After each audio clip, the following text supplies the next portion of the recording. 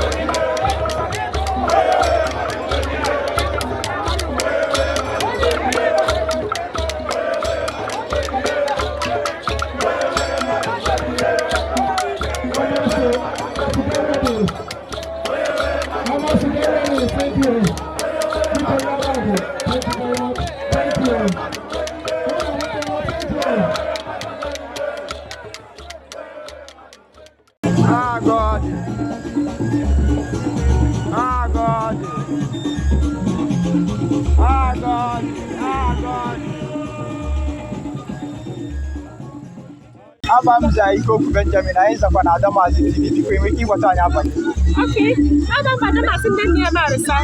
Adamazi, and then because you make what I need. In fact, can't be nobody now. Ikeji, Madam. Thank you. You're looking so wonderful. Thank you. Culturally wonderful. Thank you. All right, because Diana Mabata. I'm not going to Ibom so I would not need Oko to see Naja Geta. I didn't make him go to Nalabasra. Right? Dapanaga, Mazagata. What did the Musus? Macamagazi. And the kitchen, I need the face. Wow. I don't dare say, and that I will go about. One day, but I fest in the Ikeji 20 years in that now Ikeji Arochukwu 2020. Yes. Then you will Ikeji Arochukwu 2022. Or preach a guarantee in the previous year. He has an 4th of September. Ikeji Arochukwu. That's right. He had you checking. We can remember Ekpe was just like mini Ekpe. It was fun. A lot of competitions that are on in our hotel. I was at the because I missed it. I wasn't happy about it. Let me see. It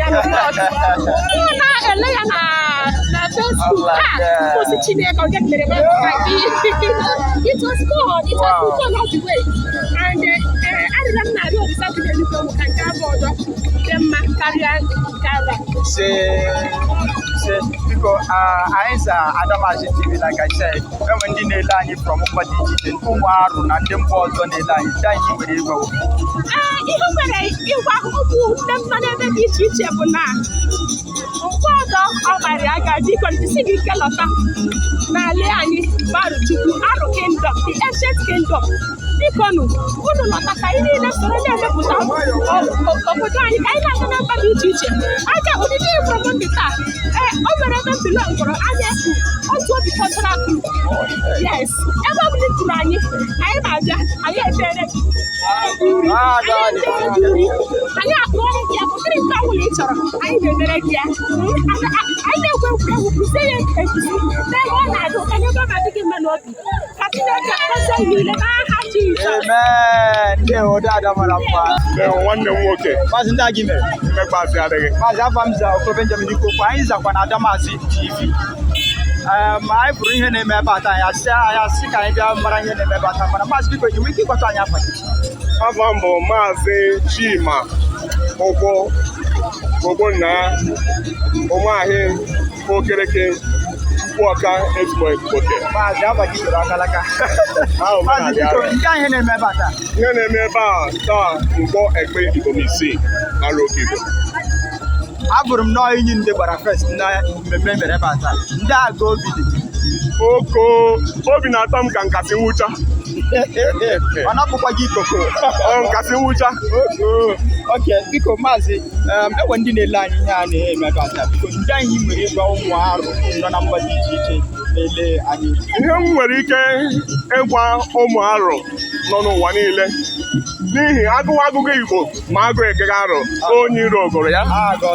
Arụ na-eme omenala efunu m efu aka m za tikere ihe kwuru gị na omenala onye ụtọrọ chọọchị arụ megba ndị ọdọ emewe so m na-ekwuru wo na nọsie ike na omenala arụ n'ihi onye mmemme ihe ụwa ya ọ dịrị ya na mma agaghị na-eme egwuregwu ndị nna nna anyị nọ na mmụọ na-anọchite anya anyị ndị nọrọ na mmadụ na-anọchite anyawo obi na-atọwo ka nkasi bekee. Biko anyị nọ na emume Ikeji Arụ ndị anyị nwere ike ikwu maka Ikeji Arụ.